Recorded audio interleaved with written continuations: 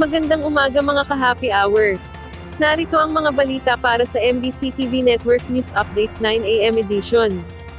LTFRB nag-random inspection sa mga bus terminal sa EDSA Cubao, DLTB nagtaas pasahe. Yan ang MBC TV Network News ni Val Gonzales.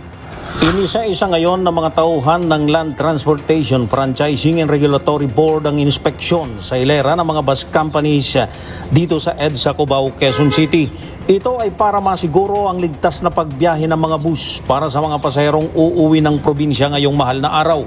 Kabilang sa mga ininspeksyon ng LTFRB, ang DLTB bus na patungo ng Southern Luzon, Bicol at Visayas, bukod sa mga gulong at signal lights at wiper.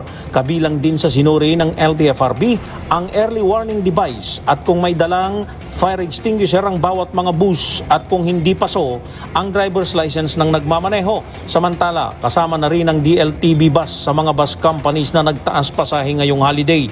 Ayon kay Ate Madel na pasaherong nakausap ko pauwi ng Bicol, mahigit 100 piso ang itinaas ng pasahe.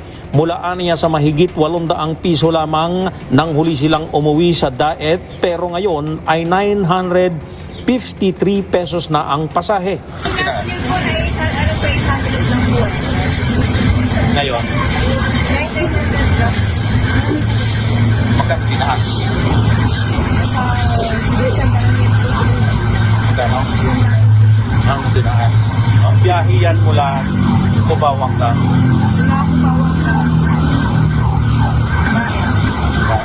Bukod dito ay mahigit 300 piso naman ang itinaas sa pasahe ng biyaheng pauwi ng Liloan, Leyte.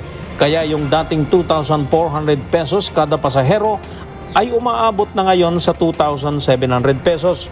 Kahapon ay una nang ipinag-utos ni Transportation Secretary Banoy Lopez ang investigasyon sa mga bus companies na nagtaas singil sa pasahe kahit walang approval ng regulatory agency. Para sa MBC TV Network News, ako si Val Gonzales, DZRH, una sa Pilipinas, una sa Pilipino.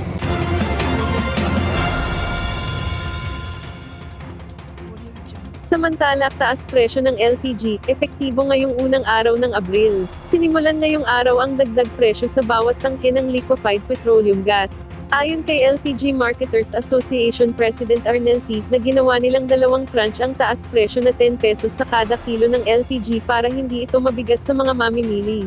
Ang unang 5 pesos na dagdag presyo sa kada kilo ng LPG ay simula ngayong April 1 kung saan mayroong 55 pesos na dagdag sa kada 11 kilogram na regular na household LPG cylinder. Pagdating naman ng April 7, ay magkakaroon ng dagdag na 5 pesos o panibagong 55 pesos sa kada 11 kilogram na tangke ng LPG. Ang nasabing taas presyo na rin ay aprobado aniya ng Department of Energy, maging ang pag-utay-utay ng sa taas presyo para hindi mabigla ang mga mamimili. Dagdag pa nito na kumukuha ang Pilipinas ng LPG mula sa South Korea at Japan kung saan mayroong silang mga emergency reserves ng hanggang 250 na araw, sa kasalukuyan ay aabot pa sa 40 araw ang stocks ng LPG sa bansa. At yan ang mga balita para sa MBC TV Network News Update 9 AM edition. Abangan ang mga susunod na balitaan mamaya para sa 10 AM edition.